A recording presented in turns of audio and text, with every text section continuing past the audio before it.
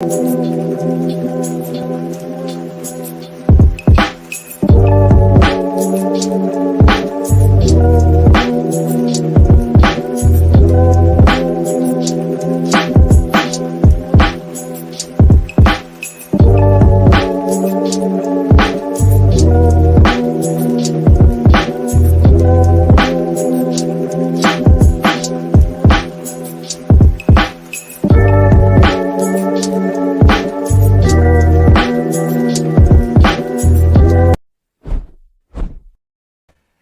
everybody, welcome back to the Michael Talks Football channel. Today's stream is all about the Europa League and Conference League action that was yesterday. Match day 1. We had a few surprises and the Conference League was a lot of nil-nils. We're going to discuss every game, just give a little description. We're not going to be here for more than an hour, so give your thoughts in the comment section down below of the Europa League and Conference League action. Don't worry, there will be timestamps down below as well if you just want to hear the review of your team. And let's get to it. And if you're watching on the replay, hit the like button. If you're in the chat, give me your thoughts in the chat. I'll try and go through most of them today. And then subscribe to the channel if you're new around here. Let's get big up to everybody. Big up to Sebastian. Big up to Nicola. Big up to Daisy. Big up to Uncle Mike. And big up to Narek. Sad days around here. It's not always sad days. So, we're going to start off in the Conference League. And then we're going to go to the Europa League.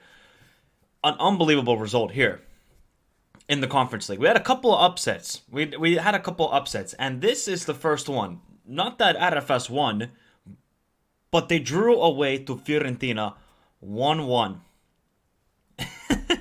In their debut match in Europe, RFS got a draw away to a very good Vincenzo Italiano side in Fiorentina. Obviously, they're not going to have the big stars like Jovic starting, but they still had Barak, they still had Cabral, they still had a good team, Fiorentina. They just simply could not get it past the RFS goalkeeper. I cannot remember his name, but he was saving everything in the first half. Second half, okay, RFS got a couple more chances. The only way RFS really got chances other than the first 5 minutes with Emerson was Fiorentina creating their own mistakes and RFS then pouncing on it. But Barak got the first goal, and it, I think, was from a poor pass from one of the Fiorentina midfielders. I can't remember who it was.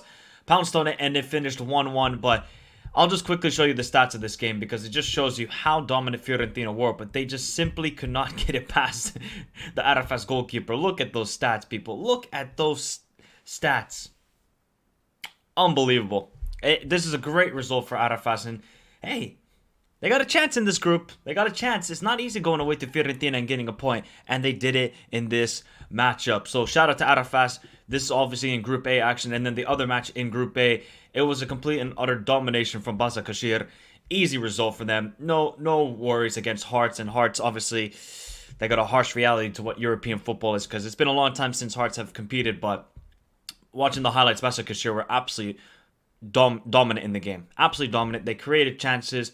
You see Kaldrim getting the goal. You see Chuka. Great goal by Chuka. Özkan as well. Bertrand Traore was doing all the skills. Hit the crossbar. This could have easily been 6 or 7.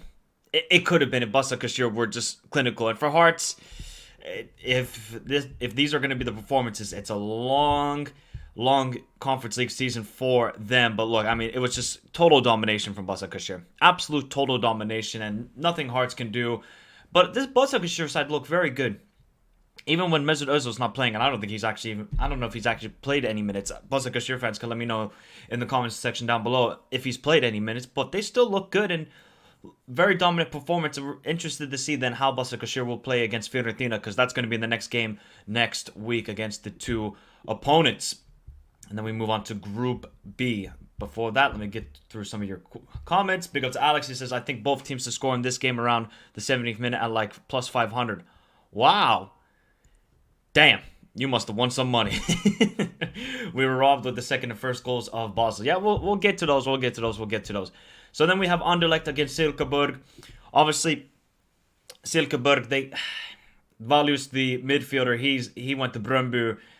And Silkeborg, they had a couple chances in this game, but it was pretty much all Anderlecht. And eventually it was Silva, obviously the loanee from Wolves, who got the only goal of the game, a penalty. Pretty clear penalty, in my opinion. Other than that, Anderlecht were looking pretty good, and they look like the best side in this group. And for Silkeborg, obviously their European debut, I mean, losing 1-0 away to Anderlecht isn't the worst result, but when you look at that and judging by the highlights, Anderlecht were, I think, the superior team, especially on the counterattack. I mean, Silva and Esposito, they look like a good duo up top, and I'm excited by that.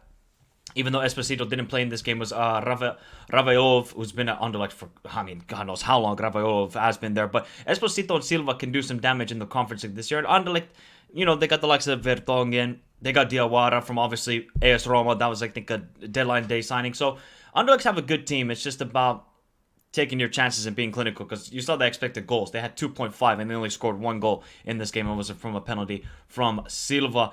And then the other game in this group was a West Ham comeback. Watching the highlights of this game, West Ham didn't even do anything in that first half. Absolutely nada. FCSB could have scored 2 or 3 goals in that first half. That's how good they were. They could have easily scored a couple of goals in that first half. But then David Moyes made some changes in the game. Obviously, Correa, I think he was at the back post. It was kind of like Olaru. I don't know if he kicked it or what, but Correa was open at the back post, put it in, 1-0 for FCSB, and then look at the changes that David Moyes made. It wasn't good enough in the first half. Benrahma comes off, Lanzini, Scamacca, and Bowen, Paqueta, and Antonio come on, and Jarrod Bowen then from the penalty spot. Emerson, I think that was his first goal for West Ham United. Good goal, and then Michael Antonio just showing the strength and great finish. Goalkeeper could have done better, I think, on the Emerson and Antonio goal, but this was a good comeback from West Ham, and, I'm still worried with David Moyes' side. They don't look the greatest still. I know it's early in the season, but they still don't look the greatest, and what was his starting lineup for this game? Did he field a pretty strong side? He did. Ariola, Rice, Lanzini, Downs, Cornet, Scamacca, Benrahma, Emerson, Ogbonna, Kufal. I mean, more than likely, that's pretty much West Ham's first 11. Yeah, obviously with Souček, and you could say Kurt Zuma there. Yeah, I mean, a couple changes and that would be their starting 11, but West Ham were not good in that first half. I mean, they turned it on the second half, but against Anderlecht and Silkeborg, it's going to be difficult, especially away from home and also away at FCSB. And I think FCSB, they'll just think to themselves, man, if we just continue that performance we showed in the first half, maybe they just went a bit too defensive and just thought, all right, let's just keep it clean. Let's just get a draw here at least. Let's just make it 1-1. That's the worst that it can get. And unfortunately, West Ham did the comeback and it finished 3-1 for West Ham United in Group B. So they lead the group, and Anderlecht are second, Silkeborg are third, and FCSB are last in the group. Big up to Matt, big up to Sebastian. Nah, not today, Sebastian. I'm going to do this solo. I'm not going to be here for too long. Now, we get to the 0-0s. Austria Vienna against Hapoel Beersheva. Austria Vienna, I mean, they had a couple, I think, shots off the post and one off the crossbar. Hapoel Beersheva had a chance that was cleared off the line. So both teams had chances in this game. You would think, oh, it's 0-0. Not much happened. There was action constantly throughout this game, and it was a pretty good game. And Austria Vienna, judging by the highlights, it looked like they were the more dominant team and they wanted to win this matchup. While Hapoel Beersheva, maybe they seemed more happy to take the point away, and they got what they probably wanted to do. Get a point away from home, always difficult to go to Vienna. So they'll be happy with this result. But I think Austria Vienna, they'll be kicking themselves thinking, damn, we could have won this game. And they had a couple chances. They even had a chance at the end of the game to win it. So you can see by the stats, I mean, both teams had shots.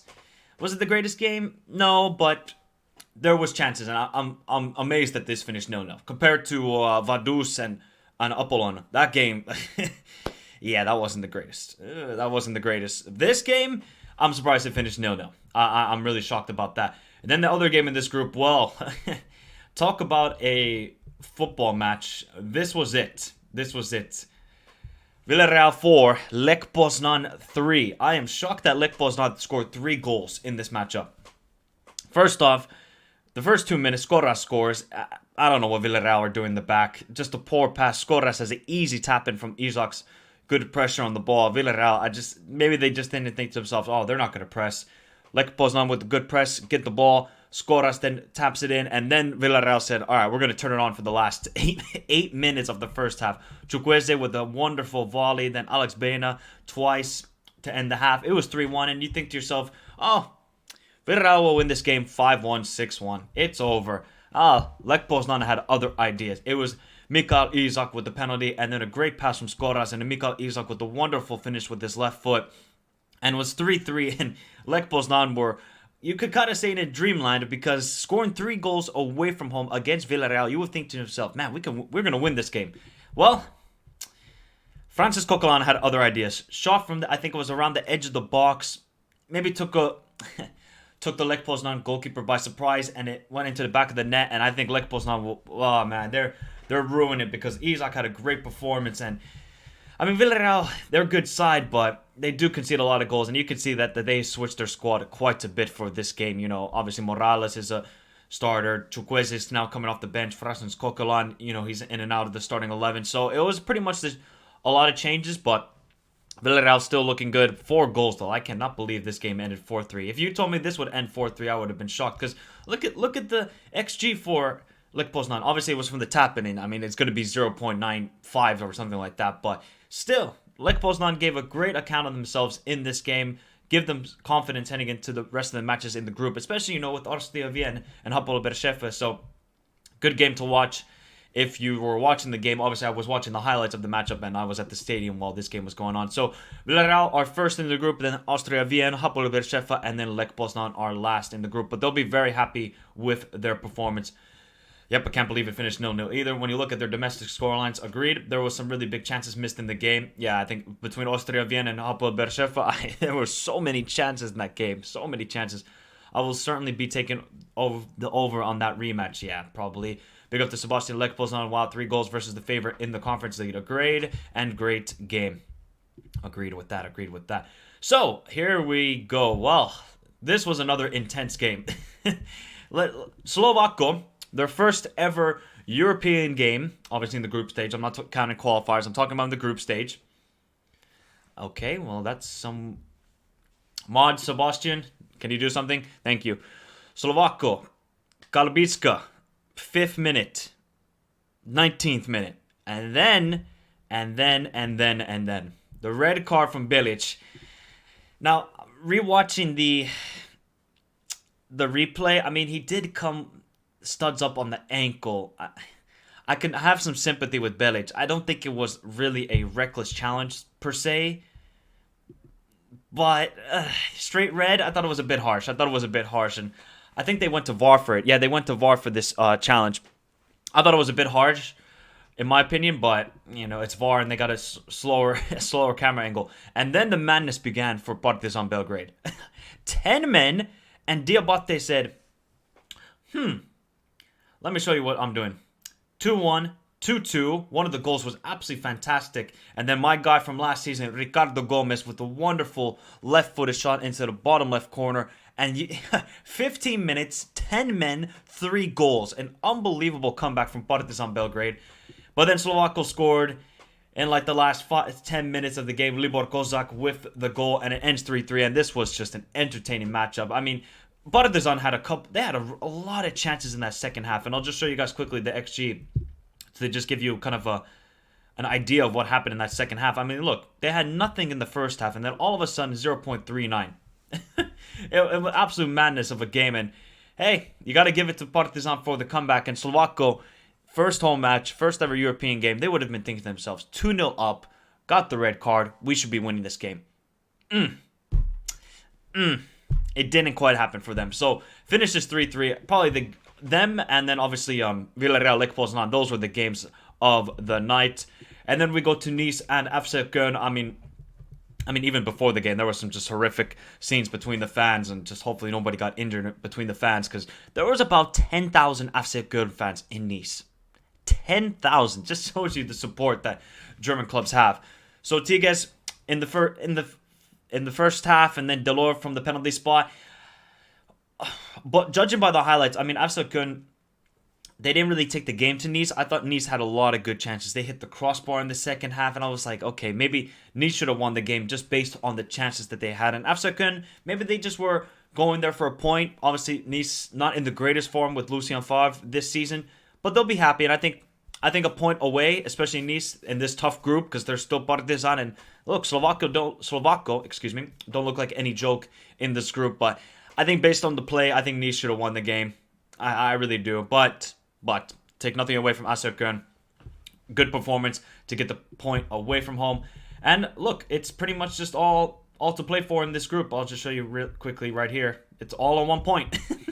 They're all on 1 point in this game, and yeah, it is a great result for Asökön. This was a crazy game, agreed. Partizan should have won, agreed. Slovako, I wouldn't say agreed. I mean, Partizan were much better in the second half, but then Slovako had a couple chances in the last 20 minutes.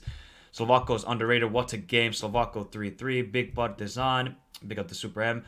The pregame total on this over 2.5 was around -105. Okay, and so very good odds. As soon as Slovako beat us 3-0, I knew this team would be a big problem. Good result for Asökön. Great result. Baumgart was banned for this match, so a 1-1 draw in Nice without him on the sideline is pretty good. Okay, I didn't know he was banned, actually.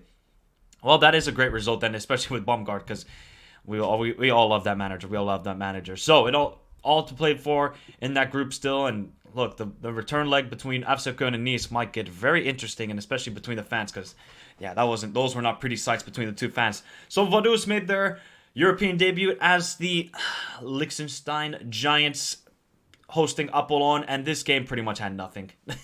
It just had absolutely nothing in this game. Just a little bit of a bore fest, to be honest. I mean, Apollon had a couple of chances in the second half. Vaduz, they didn't have anything. The only chance they had it pretty much in the game was the free kick in the last, I think, 5 minutes, if I'm not mistaken. But yeah, not the greatest game. Not the greatest game. Let me quickly check. Yeah, it was only 1 shot on target in the game. 1 shot on target in the game for both teams. Not a good account from both of them, but Vaduz, they'll be happy. They'll be happy with this point. They got a point now, so Vaduz have more points than a lot of teams in the Conference League. And then Alza Alkmaar against Dnipro won. I mean, Alza Alkmaar, maybe they didn't play the greatest of games, I would say, and Dnipro were kind of just hesitant, and Alza Alkmaar, they're such a high-scoring side that you would expect them to score more goals, but Dnipro are a tough team, as we have seen in the qualifying rounds so far, and David with the only goal of the game. Good passage of play. So, yeah, I mean, look, it wasn't a great game either. I think the game was played in Slovakia. Yeah, Kozice, yeah, it was Slovakia. It's a weird location. I thought they would have played in Poland, but good result for Alza Alkmaar. They're going to easily win this group. Like I said, they're the clear favorites, and just picking up the victory over Dnipro, who might be finishing second, is a good result. And obviously, hey, Vaduz and Apollon, they still got a chance in finishing second. Yeah, I can, Nicola. Let me do that. Let me quickly do that for you. Wait. There we go. There we go. Up to Vaduz. Big up to Wikitiki. Nice to see you around here. Remember, guys, hit the like button if you haven't done so already. Vaduz can be proud, and Alza Alkmaar, a good win indeed. Well, we're going to quickly go through Group F because there was no goals. Absolutely 0 goals in both of these games. And Molde against Ghent, and Molde should have won this game. I warned you people about this Molde team. They are a very good side, and they are absolutely on fire in the Elitserien. They just beat I think it was 2 weeks ago, Bodo Glimt 4-1. This is a very good team. They should have won this game. They had so many chances as well. Ghent, maybe they were just playing for the draw, but Ghent are not in the greatest of forms, and my God, Molde they were so good, and they'll be kicking themselves as well that they didn't win this game, because they created enough chances to win the matchup, but it finishes 0-0, and that's a good result for Ghent because I don't think they played their greatest game. And Molde, man, great performance from them, and they can actually top this group. Now, I couldn't find highlights for this game. I was trying to find everywhere on YouTube. Couldn't find highlights of Shamrock Rovers against Djurgården. So if there's any Shamrock Rovers or Djurgården fans that are watching the replay or in the chat, let me know your thoughts of the game. Finishes 0-0. I'm just going to quickly look at the stats. I'll tell you straight up if I didn't watch the game, and I didn't because I couldn't find the highlights. I just simply couldn't, but looks like Djurgården have more of the expected goals. Shamrock Rovers, a little bit even in possession. Shots on target, actually more for Shamrock Rovers, 5-3, but expected goals was more for Djurgården, so they must have had a big chance in the second half that nobody saw really, but it's a good result for Shamrock Rovers, 0-0, and hey, it's all to play for. Nothing changed in that group at the beginning, since the beginning of the group. Now, this was another one I couldn't find highlights for. I could not find highlights for this game and then the Shamrock Rovers and Djurgården, but it finishes 1-1. Balkani, obviously their debut in Europe, the first ever Kosovan side in Europe, Taki with the first goal, and then Yuri. Oh man, that's a heartbreaker for Balkani in the 90th minute. Oh, that's a heartbreaker, absolute heartbreaker for them.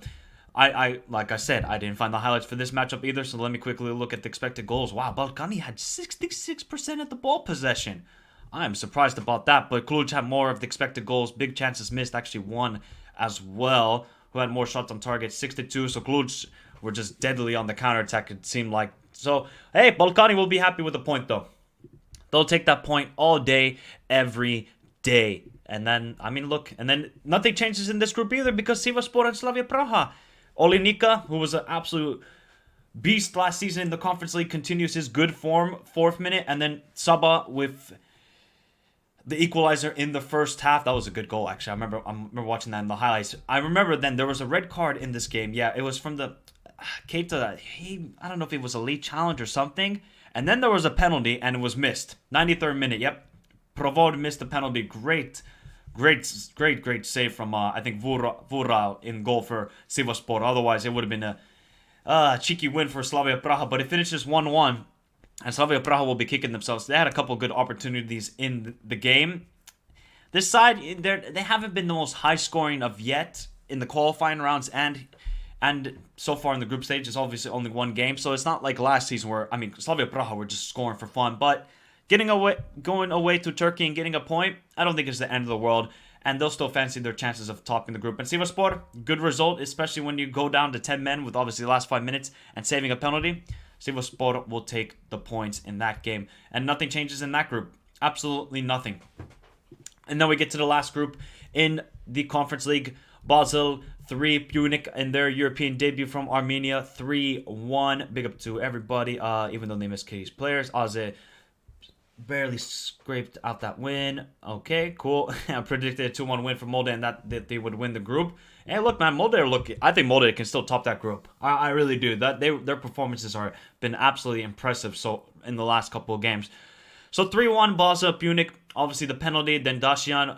That was actually great play by Punic, and he puts it into the back of the net. Now, I think it was the second goal or the third goal where Berger, there was a foul on a Punic player. Play continues. Referee didn't stop it. Then, obviously, the Punic players got very upset about it. But then the 2 goals from Basel were very nicely worked to win the game. Still not impressive from Basel. I'm still not impressed by this side. Even if they do win this group, they're not going to make it far into this competition. I think last year they made it to no, they didn't make it to the quarterfinals. I think they got bounced out in the round of 16 by Marseille, if I'm not mistaken. So, yeah, it's still not the greatest of performances. Punic, it was an okay performance from Punic, judging by the highlights, especially in their European debut and going away to the toughest team in the group, Basel, and losing 3-1, and you were competitive throughout the game. Not the worst of results. So, I'm still not impressed. Oh yeah, this was the other game I couldn't find highlights for. Was Slovan Bratislava and Zalgiris. Good result for Zalgiris if they want to finish second. I picked them to finish third. I think this side can still finish second, but let me quickly. Oh my God, there was a lot of chances missed in this game. What the heck? 4 big chances missed between these two teams. I gotta find the highlights somewhere. I have to, because I couldn't find the highlights of this game. There was this Cluj, Shamrock, and then this one. Yeah. Look at Zalgiris' expected goals. 1.83 and they didn't score. Same with Slovan Bratislava, 1.16. This is the thing with this Zalgiris side. They are such a deadly team on the counterattack. Such a deadly team. So, wow. Can't believe this finished 0-0 then. If Zalgiris fans, Slovan Bratislava fans, let me know in the comment section down below if you're watching the replay. How was this game? Was it absolutely insane? And how did nobody score? That's what I want to know. How did nobody score in this game? But Zalgiris, I still think they can finish second maybe. I think they do. This is a very underrated side. It really is. And so is Slovan Bratislava. I mean, they pushed Olympiacos in the playoffs. Obviously now it's completely different on Olympiacos with all the signings that they have made. But yeah, I mean, look. Conference League, was it the most entertaining last night? No. I think there was 5 0-0s last night. I mean, a couple of them could have finished. I mean, Vaduz and Apollon might be one of the worst 0-0s I've ever seen. And that's not just disrespect to the teams, but just the play on the field was not good enough. Whereas Austria Wien, that should have been at least maybe 1-1, 2-1. Same with, I guess, Slovan Bratislava and Zalgiris. So, overall, a good night. No real huge upsets, I would say. Most of the favorites won or then got a late equalizer. So, yeah, very entertaining and sets up well for next week and for the rest of this competition. So we move on to the Europa League. Everybody's, we like the Conference League. If you guys like those little minnow stories, that's the Conference League. The Europa League is always the good action because, man, we had some interesting results last night. Some interesting results. So let's start off in Group A. Remember, people, hit the like button if you haven't done so already. Subscribe to the channel if you're new around here. Let me just go through some of your last comments. Algiris are deadly agreed. Oh, this was so frustrating to watch. I was on the over. Damn. The highlights are... Okay, I gotta check that out because it didn't work for me today. I didn't at least see it. Who's the team to watch out for next week in what competition? The Conference League? Well, you know what? I think Zalgiris. Who's Zalgiris? Zalgiris is going to host FC Basel. Do not be surprised if Zalgiris wins that game. Do not be surprised. The first ever European game in Lithuania, group stage, of course. That's going to be a good atmosphere to watch. Big up to Mateo. Yeah, we'll get to the Hoyko game. And, look, obviously, rest in peace to the Queen, but that's their decision. That's their decision. You can't be mad about it. It's just their decision. You can always have an opinion, but at the end of the day, they made it, and it is what it is. No Premier League this weekend, and now finally, all these Prem merchants can watch wonderful football across Europe. Marquinhos. Okay, all right, let's get to the game. So, Arsenal 2, FC Zurich 1.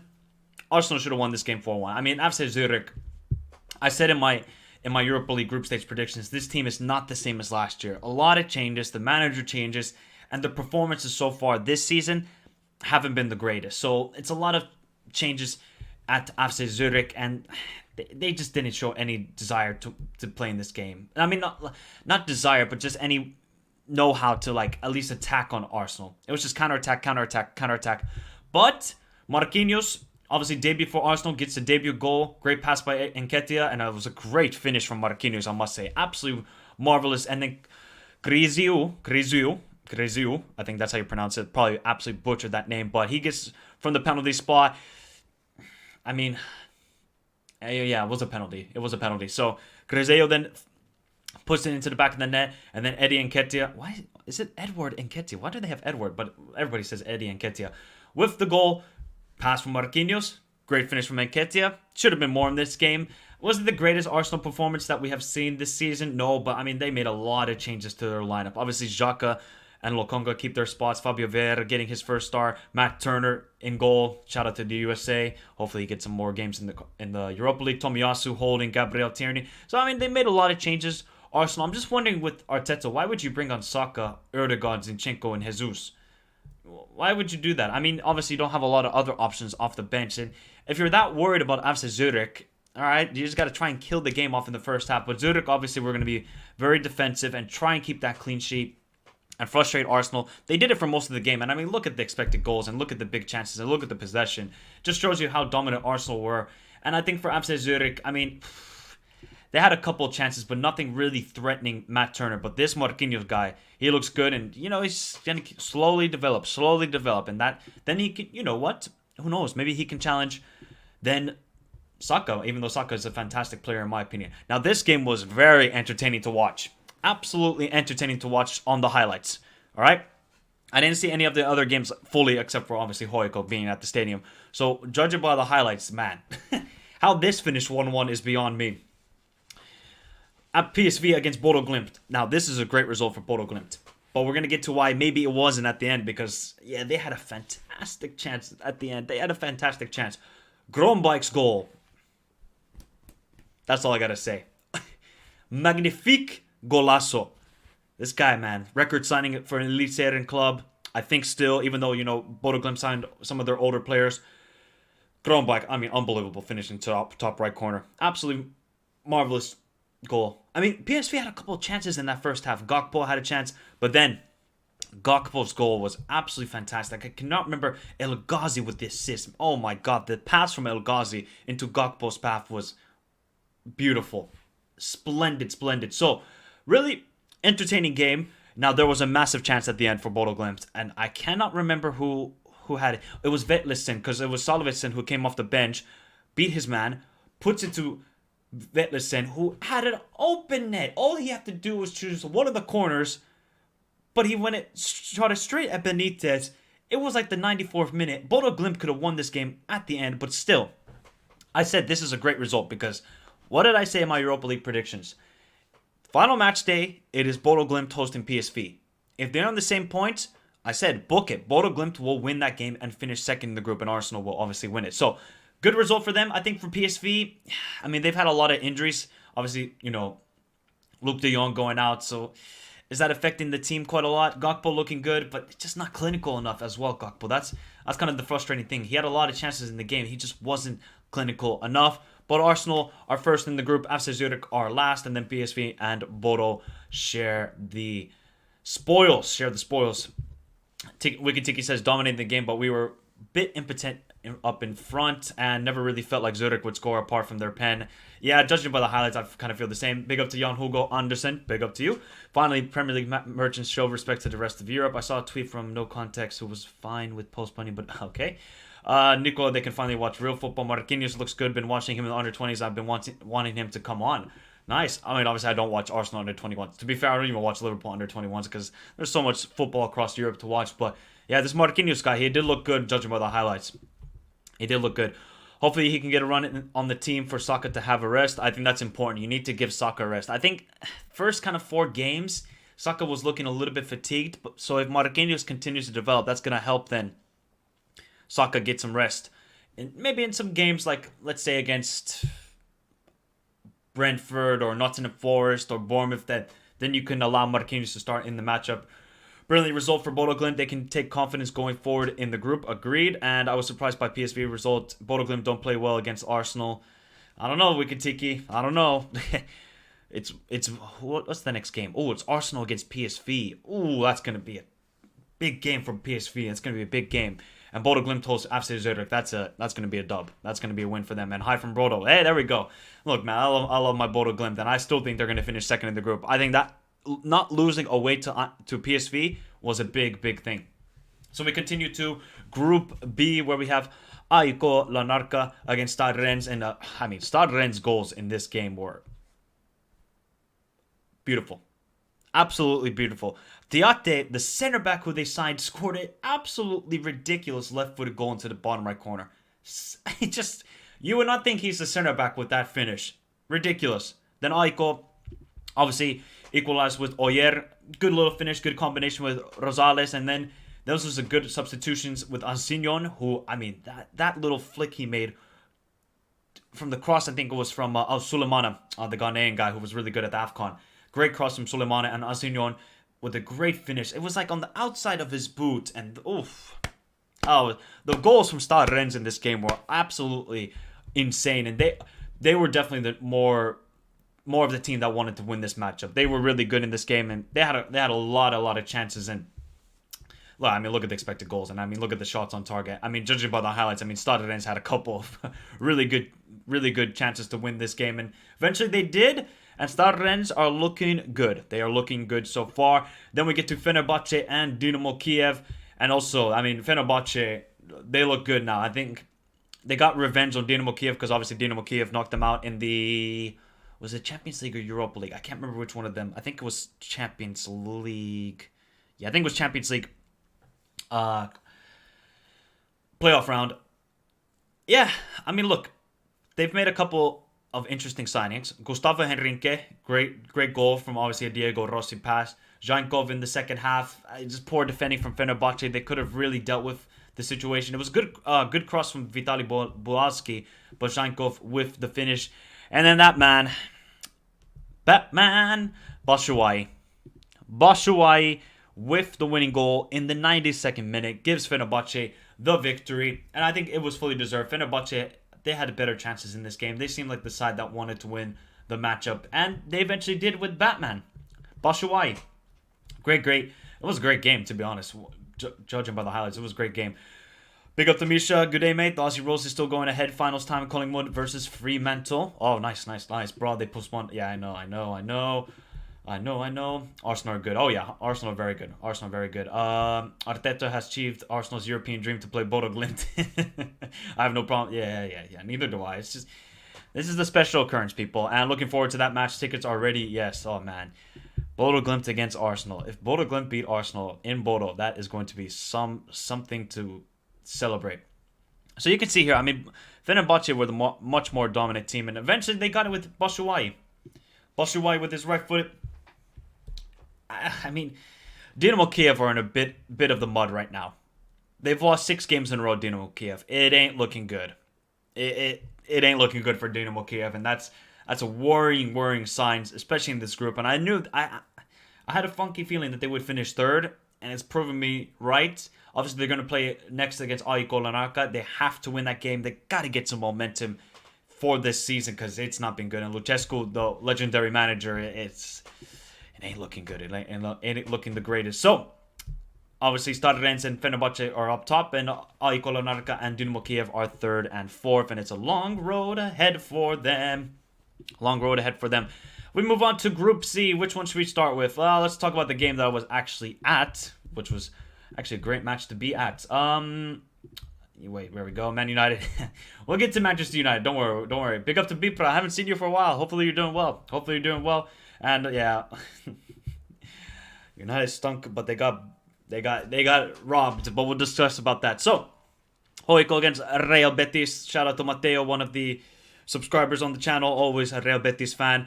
And look, it was a great atmosphere being at the game. Hoiko, I just thought they played a really good game. I was really surprised at how well Hoiko played. They actually played football. They didn't just, long ball it into the channel, this sort of stuff. They actually played football.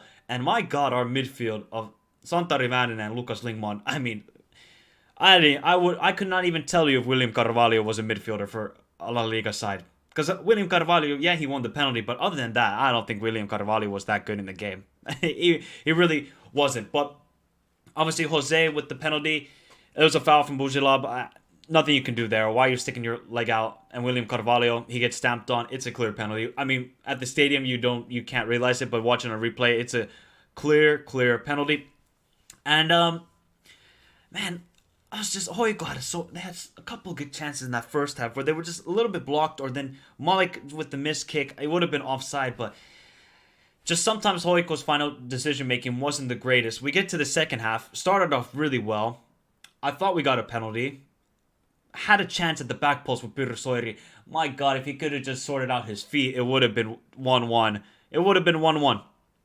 And then Jose this is the thing though with a lot of Finnish sides. They're so bad from set pieces, and I don't think a lot of them defend set pieces. They don't actually train it, because Real Betis, they basically scored it from a corner, just a little bit of a melee in the box, clears it to Jose, and Jose gets the goal, and it's 2-0. I mean, look, and then Hoiko had a couple good chances. They scored. VAR ruled it off. Apparently it was offside. Was it offside? I don't know where the offside was. It might have been for Malik or for Pirosori, who was out wide. But I mean, Connor Hazard in goal, my God, he made some incredible saves in the first half. The one off William Carvalho off the crossbar was magnificent. Obviously, he's on loan from Celtic, so any Celtic fans, Connor Hazard has been really good for Hoiko this year. But I don't know why these Hoiko players are getting such low ratings, except for David Brown. David Brown. You know what? Can't be really mad about it. I thought we played a good game against the La Liga side. Can't be mad. I mean, look, the XG is the XG, and obviously a lot of it's coming from the penalty and the one chance that William Carvalho had, but I'll be happy with it. Just got to be more clinical in the final third. That's the main thing with Hoiko for the next game, and that next game is against Jose Mourinho, and they just lost. God, man. Oh, Jose. Jose. Ludogorets. Set this side. They score for fun, but concede for fun. They didn't concede for fun. They scored for fun, and they won the game. Roma were really bad in that first half, judging by the highlights. I mean, they didn't do anything. Ludogorets then score, 72nd minute. Souza. I mean, look. Roma are such a frustrating team. They really are, and it's just Jose. I love Jose Mourinho, guys. I love Jose, but as soon as they conceded the goal, Roma, okay, then they started creating the chances. Then, Pellegrini is driving forward. Then Dybala is driving forward. They could have scored a goal even before Smordov with his header. Great cross in from Pellegrini. Smordov, obviously a very, I think of actually underrated striker. He's now going to be a bench player alongside Belotti, but I think Smodrlev is good enough. But then the defense just sleeps, and Onato gets the goal. I don't know what AS Roma's defense was doing there. Smalling, Iban. I don't know what they're doing in that situation. They just let Nonato just walk in. Walk in. And these three guys are going to be are always the starters. Mancini, Ibanez, and Smalling. They just allow Nonato to walk in and score the goal. And Ludogorets pick up a famous victory over AS Roma. And now Roma, funny enough, have to win next week against Hoiko. They have to. Because then, after that game, if they don't win, they might have 1 point, or they might have 0 points, and they still have to play Real Betis twice, and they still have to travel away to Hoiko, away in October, late October, when it's probably going to be cold and artificial turf, something that Jose just despises. So, hey man, next week is a must-win for Roma, and especially against Hoiko. And funny enough, I'll be at the game. Yeah. So yeah, Sebastian, I'm going to be at the game. Yep. I'm gonna be at the game for Roma and Hoiko, so it's gonna be an interesting game because if Hoiko win that, oh boy, Roma are absolute mud in the group. They're gonna be in the mud. Big up to Matteo. Our midfield wasn't the best, to be fair. Yeah, I don't think Real Betis' midfield didn't have the greatest of matches. Honestly, I thought Hoiko's midfield was actually was just so superior on the day to Real Betis', but the one winger on the right, I cannot remember his name. I cannot remember his name, but he was absolute menace and just causing our fullbacks and Raitola, the center back, a lot of trouble. But still, and Hazard had to make a great save from it. But look, can't be mad about it. I had Hoiko second. Okay, I don't know why you would think that, because I thought they'd be better than Ludogorets, and I didn't think Betis were the real deal. Oh no, Betis are the real deal, man. Real Betis are a really good team. Lil Buljulab, former Schalke player, didn't even realize that he plays for Hoiko. Yeah, he isn't that good, to be honest. He's just so inconsistent. I was impressed with Hoiko. Goalkeeper, Roma is a joke. Roma could get grouped at this rate. It ain't looking good. Jose's boss, he lost it again. Roma didn't know how to shoot that game. They had a lot of good chances after they went 1-0 down. They did, and I don't. Bodo Glimt and Roma, they got the beef. Imagine if Hoiko beat Roma, bro. If that happens, I'm gonna go crazy. Yep, going to the game. Yep. So it's gonna be interesting to see Stadio Olimpico. Imagine Hoiko fans taking over the Coliseum. Well, that ain't gonna happen. Barca trying to sue. So yeah, let's see what happens for Hoiko, man. It's a big game next week. It's already a must-win for both teams, even though I don't think Hoiko will finish first or second. But for Roma, it's a must-win. It's an absolute must-win. So we continue our coverage of the Europa League. Remember, people, hit the like button. Let's get up to 30 likes if you haven't done so already. Subscribe to the channel if you're new around here. Oh, man, the sign is Braga 2. Braga are continuing their fantastic form so far this season. And Malmo are just... This isn't the Malmo from the last couple of seasons. I don't know what's going on with Malmo, but it ain't looking good. Braga were good in the game. They should have probably won by more. Maybe 3-0 would have been a better scoreline, but Rodriguez with the goal, and then Horta, of course, from the penalty spot. And it was pretty much all Braga in the game. I don't think Malmo had a whole lot of chances from what I saw from the highlights, and I can justify it. I mean, look, Braga were just so good, absolutely so good in the game, and they've been on fire all season. So if there's a sneaky team to make a deep run in the Europa League this year, it would be Braga, if they can keep all their players, of course, because they have been playing some fantastic football so far. And then the other game in this group, kind of feel bad for Union Berlin. I thought they should have at least gotten a point in the game, but they didn't create, I would say, glorious chances to win. Obviously, Union Saint-Gilloise, and who got the assist, people? The Bodo legend, Boniface. Boniface with an absolutely incredible left defender, nutmegged him, and just dribble, sets up Linen, and it's 1-0 for Union Saint-Gilloise in the Union Derby. That's why I'm going to call it the Union Derby. And look, it was Union Saint-Gilloise, they were obviously going to go there with a point. And obviously it was Union Berlin's, God, I keep mixing them up, Union Berlin's first ever European night at their own stadium, because obviously last season, the Conference League, they had to play in the Berlin Olympic Stadium. But Union they didn't really create a whole lot of chances, right? And that was kind of the issue they faced in this game. Obviously, with Saint-Gilloise being a little bit more defensive, and Union, they're much better being a counter-attacking team, right? I think they prefer that sort of style. So it wasn't the greatest performance. Compare what they did against Bayern Munich. Man, Union Berlin, if they played that performance like against Bayern, Bayern would have won easily beaten Union Berlin, but Union Berlin were fantastic on the day. But Boniface, man, this is a guy to keep a note of. Him and Van Sier, the two strikers, that's going to be a deadly partnership because remember last year it was Van Sier and Undov. Now this year it's Boniface and Van Sier. So excited to see how that partnership will grow. And let's just quickly look at the standings. So Braga first, Union Saint-Gilloise second, Union Berlin third, and then Malmo fourth. And like I said, I think Malmo are going to struggle big time in this group. I think they're going to struggle big time. Yes, we were very lucky, Samasi. We're very lucky. Great win for Ludogorets. I love Braga. I'm really pulling hard for them. Lovely look for them in the first game. I agree. They can certainly make a run. I think so too. I think Braga have looked really good so far. Big up to Nicolas says Diabate and Ricardo are the best tandem in Partizan recent history. Ooh. Union has to play against defensive teams. That's what I'm kind of thinking as well with Union Berlin. And they're not going to play a whole lot of attacking teams in this group other than Braga away from home. More or less Union Berlin are going to have more possession, so they gotta set up a philosophy where, okay, if Union Saint-Gilloise and Malmo are going to be defensive and allow us the possession, how are we going to break them down? And I don't think Union Berlin were so prepared for that in the game. I think the fact that Berlin played Bayern the match before they won, or I could have just worn them out probably. And yeah, Boniface, man, Union is a joke. They played great against Bayern, and then this. Yeah, Bundesliga clubs flopping in Europa. No. Freiburg were great. Can't understand why Glimt sold him. I can't either. I don't know why. 1 million? I think Bodo Glimt should have waited much longer. They could have easily gone, I think, 2 or 3 million for Boniface. Man, fantastic name, and I think a great player. He's so underrated. I really do.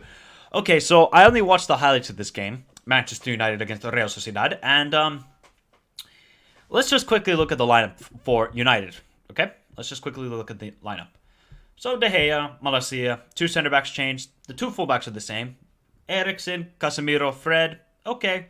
Alanga, Ronaldo, Anthony. Look. With that Man United team, you would expect them to win. At home, of course. I mean, judging by the highlights, United were not good on the day. They really weren't. I'm only judging this by the highlights, people. The only real chances they created was, okay, let's cross it to Ronaldo, who actually had a really good header. I think it was offside on the chance. And then another one he had in the second half. Casemiro had a chance on the edge of the box with this shot. So United were not good on their day. They really weren't. And hey, maybe they lost because they had Maguire in the starting 11. But I don't think he was at fault for the goal because I have to be honest, that's not a penalty.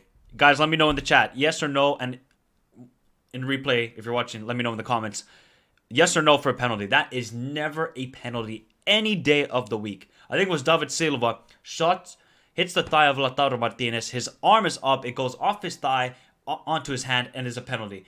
In no way is that a penalty. Absolutely no way. United got robbed in that sequence. It's just never a penalty. But also, United didn't deserve to win the game because they just didn't perform well. They really didn't. And Real Sociedad, I gotta be honest, I don't think Real Sociedad had their best game either because they've been quite good. And obviously with Sadiq, he's, I think, an underrated signing. Did very well in his first game. Yeah, Real Sociedad didn't create the whole glorious chances because this is actually a very attacking team in La Liga. But yesterday, not so much. I got to shout out their manager, Manuel Alguacil. Very good manager, but yeah, that was never a penalty. Never, ever a penalty. United kind of got robbed in that sense, but I think it should have been at least a draw because I don't think either team deserved to win that game. Then we move on to the Sheriff is back in town. The Sheriff's back in town. They went away to Cyprus, Nicosia, and demolished.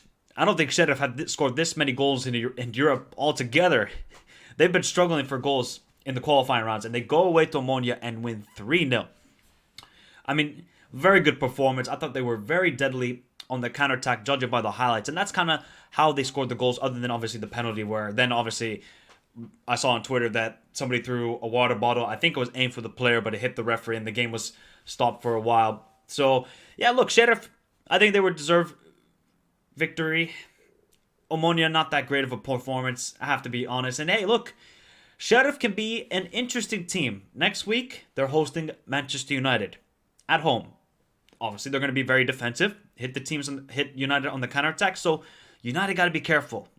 If they go to that game being just a little bit mentally weak or not mentally prepared for it, Sheriff could get a result. Could. I say could because it should be a United win, but hey, maybe Sheriff have finally woken up in their European season because they have not looked good at all in the qualifying rounds, and all of a sudden then they beat Omonia 3-0. I don't understand it because finally they found their shooting boots, and like I said, they were just so deadly on the counterattack. So Sheriff and Real Sociedad are the first and two in the group, and United are third. Obviously, losing at home isn't the greatest result either. If you got to go away to Real Sociedad and having to get a result, not an easy trip to make. Not an easy trip to make. So let's continue with your comments. Agree, Mike. Ronaldo 5.8. Yeah, wasn't the greatest. First time since weeks they play Maguire and Ronaldo and they lose. What a surprise. Eee. Yeah, bad penalty for sure. No way. Just another example of VAR overreaching. Agreed with that. No way. He didn't do it on purpose. What should he do with his hands? I don't know. I don't know what Lisandro Martinez is supposed to do there. I really don't. What in what situation that he has enough time to move his arm when it hits his thigh? Huh? VAR, man, they gotta fix it up. They really do. I like VAR in football, but it's just a matter of the people making the decisions for the referee. It's not the greatest. It really isn't. Yeah, no penalty. Because I think he gave the penalty, the ref, in the game. If I'm not mistaken, please, let me remind me, people. I think he gave it in the game, and VAR didn't say anything like, hey, go take a look at it. It might not be a penalty. They didn't look. Just poor, man. Just so poor from VAR's perspective. So, yeah. We move on then to Group F, where Lazio were demolishing Feyenoord. It was 4-0, and then Feyenoord obviously got 2 late goals from Jimenez. Great signing, by the way. This is a player to watch out for, Jimenez, the Mexican who they signed this summer. But yeah, look, Lazio were very good, and Lazio have started off this season very, very well. It looks like Sarri ball is taking shape. It's slowly taking shape. Alberto looking good. Anderson with the shot. Okay, the Feyenoord goalkeeper should have saved the Anderson shot at least. That was just terrible goalkeeping. And of all players, Vecino with 2 goals. Vecino with 2 goals. This guy is not the greatest, and yet he scores 2 goals. And Birliol, who I was highly rating last year in the Conference League, had a terrible game. I mean, honestly, he should have at least saved 2 of those goals. At least 2. So, great game from Lazio. They looked like the dominant team, and I think they're going to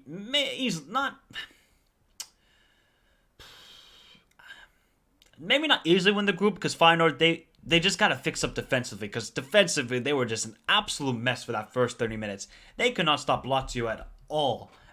So, but then obviously slowly growing into the game, and then Feyenoord woke up, and I still like Feyenoord. I absolutely rate Arne Slot, but I think Arne Slot has a decision now to make, because the Santiago Jimenez is looking good, and Danilo, has he been struggling in the last couple games? So how are you gonna balance that out? Are you gonna start Santiago Jimenez or Danilo? That's a little bit of a dilemma that Arne Slot faces, but we know he's a good manager, so he can sort that out. But hey, man, this Santiago Jimenez is looking good. He's looking very, very good. Then the other game in this group, Sturm Graz 1, Midtjylland 0, and Midtjylland are not looking good. They're not. Emega with the only goal of the game, a little bit of a scrappy goal, but gets the finish, and obviously got a red card with Hirlander. Not the greatest game to watch, but I would say that Sturm Graz deserved the victory. They had a couple chances in that first half to kill this game off. They could have easily killed this game off, and Midtjylland, yet again, defensively they are not the strongest, and if they're not scoring goals, this is not a good side. It just isn't. So Midtjylland have a lot to work on. 1-0 ain't the worst result, but I would expect better from Sturm Graz. Not Sturm Graz, excuse me, Midtjylland. I would expect better from them, but only finishes 1-0 for Sturm Graz. Good victory. Should have won by more. Just simply, they should have won by more. So Lazio are first, Sturm Graz are second, Midtjylland are third, and Feyenoord are at the bottom. So Feyenoord are going to host Sturm Graz next week in a game that they have to win. They have to win that game. So we got 2 more groups to go to, people, and then we're going to head out of here and all of us enjoy our weekend. Big up to Intermix. Big up to Martin. Says, I saw the game. Jimenez is good. I don't understand why he isn't a starter. Well, the Danilo has started off well at Feyenoord this season, but now it's just going to be a head scratcher for Arne Slot. Do I go with the guy in form or the guy who started off really hot? So it's a little bit of a dilemma, but it's early in the season. And pick up all the geese in Helsinki. They're still here, Matt. They're still here. So Freiburg, first European game, and I think has it been 5 to 6 years? And funny enough, it was at the Europa Park Stadion, their new stadium that they opened last season. And Freiburg were very good in that first half. Grifo from the penalty spot. Doan, he went past a couple of Karabakh players to get that goal. Fantastic finish from Ritsu Dojan. And Freiburg really good in the first half. Second half, Karabakh had a couple of chances in that second half, judging by the highlights. Marko Vesovic with the goal for Karabakh. Was it the most dominant performance from Freiburg? No, but this team, man, they just keep on winning. And hey, I'm just gonna zoom into this guy. Let me just zoom into this guy right here. Let me highlight his name. Wait, can I highlight his name? Are you gonna allow me to? Right there, Christian Streich. Unbelievable manager. The job that he has done at Freiburg for over a decade now is just something that you have to admire. And Freiburg, like I said, they were good in that first half, and then Karabakh kind of woke up in the second half. And I said, this Karabakh team are very, very good, and they gave a tough match to Freiburg. 2-1 at home, it's not the most dominant of performances, so Karabakh still have a chance. They should not be disappointed with the game. They gave a good game to Freiburg, and yeah.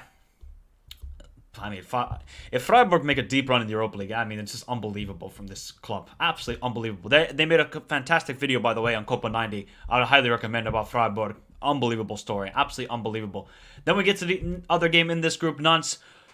2-1 win over Olympiacos. This game should have been done and dusted. I thought, judging by the highlights, Olympiacos were not the greatest. Just set up very defensively, and Nantes just created a whole lot of chances. Mustafa Mohamed with a fantastic finish from the pass from Blas, and then obviously Olympiacos got the own goal to equalize in the second half, and then a great finish from Guezond to win the game for Nantes. And I thought Nantes were really, really good. Really, really good in this matchup. And hey, look, I kind of underrated this side because they weren't the greatest last season. They got a mid-table finish, but I did not know that Moussa Sissoko went to Nantes. Did anybody know that? Moussa Sissoko went to Nantes.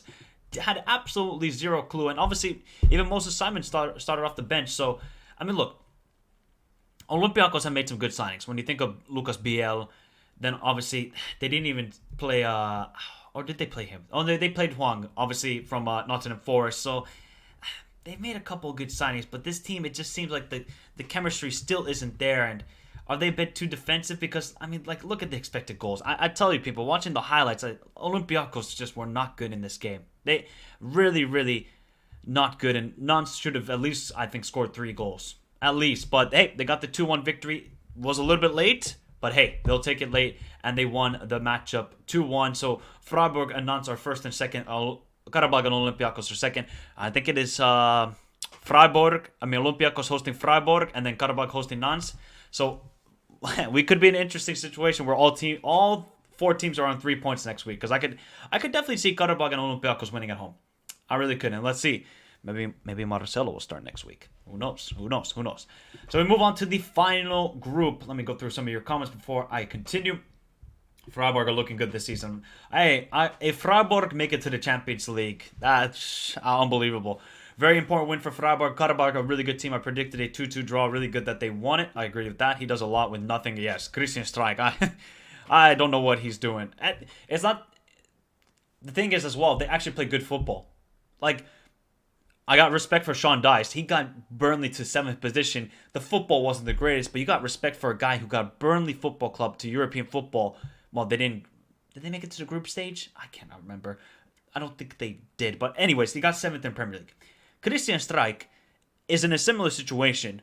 Not a lot of backing, but they play fantastic football. They really do, and they play such a lot of different variations and different formations. It's lovely to watch what the job he does there. And everybody loves Streich in Germany. That guy is a legend with a big, big heart. Shame about Nice and Cologne. Yeah, I talked about that match ball by Hulu. Yeah, it was not the greatest behavior before the game. Really wasn't. I predicted a 2-1 win for Nantes, so pretty good. Nantes versus Freiburg could be very interesting. Agreed. Are you going to have any Italian beer? I don't know. Probably not. And Freiburg are great. Agreed with that. And hello, Ali Reza. How are you doing? So we move on to the final group, and Ferencvárosi with a big victory over Trabzonspor. Big victory for Ferencvárosi. And the goals they scored in this game. Tokmak with 2 goals, obviously one of them from the penalty spot. And this guy, Adama Traore, what a signing Ferencvárosi made with him. Absolutely big signing.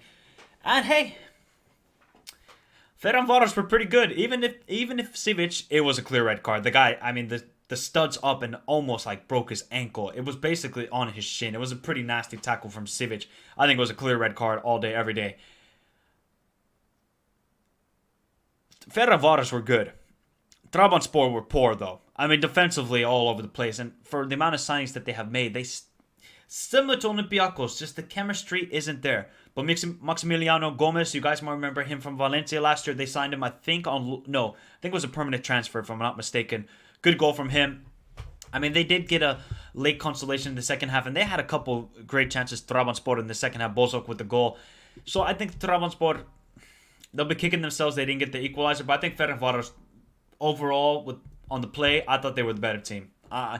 I really do. Even though, look, I mean, the possession stats don't really say it, but they had a red card, and even without that red card, Ferencvárosi could have been very good in the matchup. So this is going to be an interesting group because I had Ferencvárosi last in the group, and I was like, okay, it's a good team, very good attacking team, defensively not the strongest, but hey, picking up a victory at home, going down to 10 minutes, 15 minutes, that's a big statement to the rest of this group. Big statement, but Trabzonspor, a lot of work to do still. And they got a tough game against Crvena Zvezda next week. And they're hosting Crvena Zvezda. So that's going to be very interesting to see. Then the other game in this group, Crvena Zvezda 0, Monaco 1. Still, Monaco did not look the greatest. I don't know what it is with Felipe Clement's side so far this season. They don't look the greatest. And Bolo from the penalty spot, obviously he came off the bench and got the goal. But it's still not the greatest from Monaco. I got to be honest. I mean, Crvena Zvezda, they still played a good game. They had one counterattack which was really good where they should have scored from, in my opinion. Let me see if I can find it here. Was it this one? No, it wasn't that chance. It was this chance from Bukhari in the first half where it was a quick counterattack. And I think he hit I think he should have aimed it for the far left corner, but instead he tried the near post. It didn't quite work out. I honestly thought that Crvena Zvezda should have maybe at least gotten a point in the game, but Monaco got the penalty, and hey, that's what happens sometimes in football. That's what happens sometimes, but it's going to make it very interesting next week. Monaco hosting Ferencvárosi, so the two teams that are leading the group will face off, and then Crvena Zvezda will travel away to Trabzonspor, and both of those teams have to win that game. It's a must-win for both of those teams, and we know that Trabzonspor crowd is going to be electric. So that is all the coverage then from the Conference League and the Europa League match day 1. So if you have any final thoughts before we head out, I'm going to head out in the next 5 minutes. Michael Brown says, yeah, I saw Sissoko play for Nantes in the French Super Cup against PSG just before the start of the French season. Damn, I didn't see anywhere any news talking about Moussa Sissoko making the transfer. I did not know that. Yeah, I'll check all the others. I'll check. Who do you have finishing second now? I still think Crvena Zvezda will finish second. I really do. Hey, big up everybody. We actually did hit 35 likes. Fantastic. Big up Lucas Tabare. Big up, bro. He came up the other day and said Liverpool in the mud. He just wanted to send his condolences to me. And now look at him. Now he's back on the channel. Big up Lucas. Big up Michael. I am pleased that the UEFA has introduced the Europa Conference League. It gives smaller European nations a chance to progress further in the competition. Exactly. And also, money-wise. Look at Vaduz, for example. They're a team who plays in the second division of Swiss football. The amount of money they're about to get from the Conference League has big implications on the future of the club, right? And also, and obviously getting a draw is big money. Let's say, for example, if Hoiko won yesterday against Real Betis, that would have been 500,000 or 300,000 or 500,000 just for the victory. So just getting a point or a win is huge financial implications for these sides, and that's why it's good that they brought this Europa Conference League as well. That's why I'm hoping Hoiko finish third in the group so we can drop down to the Conference League and play in the playoff round, and we can progress further and keep gaining income into the club, because that's going to be vital, because people, it ain't cheap to fly on a private jet. I mean, private flights for these clubs. It isn't. It's easy for, the Liverpools, the Tottenhams, the Barcelonas. You see the nice private flights that they have. For these clubs like Zalgiris, like Punic, it's a lot of money. It probably can take up almost 30% of their budget. So just take that into account while watching these games. Even just one victory is a massive thing. Thank you very much, Jan. Thank you very much.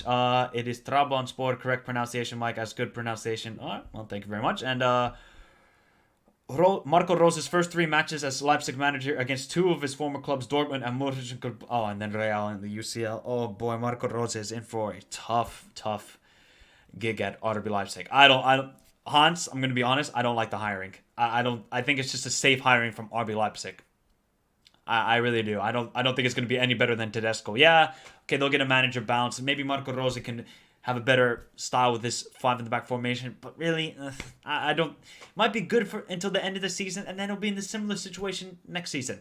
So, yeah, it doesn't make a whole lot of sense to me. And big up to Radical, big up, and big up to Nicolas says, I hope Shervanas Festa goes through, but the Conference League is still great. Oh yeah, it's still great. I don't think Shervanas Festa fans. I mean, do they expect to win the Europa League this year? No, but they would have a great chance of winning the Conference League. They would. They really would. And I just hope Werner and Ram start performing. They got to step up. I'm surprised at how bad David Ram has been so far. I love that signing for RB Leipzig, but that's below par. Big up to 80. What did Shervanas Festa do in the first match? They were good. I think they should have gotten at least a point, but penalty made the difference. Bukhari had a great chance, but yeah, it wasn't the greatest. It wasn't the greatest from Shervanas Festa, but they should have at least gotten a point. And yeah, they lost. Michael's hair game always 8-1. Well, bro, I gotta get a haircut. I gotta fix up. It's not looking the greatest in the back. I gotta be honest, it ain't looking the greatest in the back. So that's why I usually wear hats. Let me just put this. Let me get this. This I will not be wearing in Rome. I do not want to get beat up. But shout out to any Roma fans. If any Roma fans want to meet up, let me know. Hit me up on social media. I would love to meet up and talk about the game. And I lost against which team? AS Monaco. Well, I'm not no young Elvis, and I don't want to be anyways. But big up everybody. Schedule for this weekend. There may be a watch along tomorrow for Dortmund against RB Leipzig. Very intrigued to see how that will go down. Otherwise, there's not really a whole lot of big games in Europe overall. I guess Real Betis Villarreal is a big game, but nothing to be, excited for. Obviously, just intriguing to see how the results go down. I mean, can finally Barcelona beat Cadiz? That would be an amazing result. But it's all down to next week. Monday, we're going to have a live Matchday 2 predictions for the Champions League live show with obviously Dom. So stay tuned for that on Monday. And we're doing a watch on for Bayern Barca. Are you kidding me? That is going to be must-watch TV. I cannot wait for that game, and especially a watch-along. I'm not even going to watch Liverpool. I'll put it on my phone. I'm not even going to watch it. Guys, I want to watch the best football possible, and that is going to be Barca versus Bayern. Oh boy. So stay tuned for that on Tuesday, and then Wednesday, we'll probably have a live reaction then to the evening matches.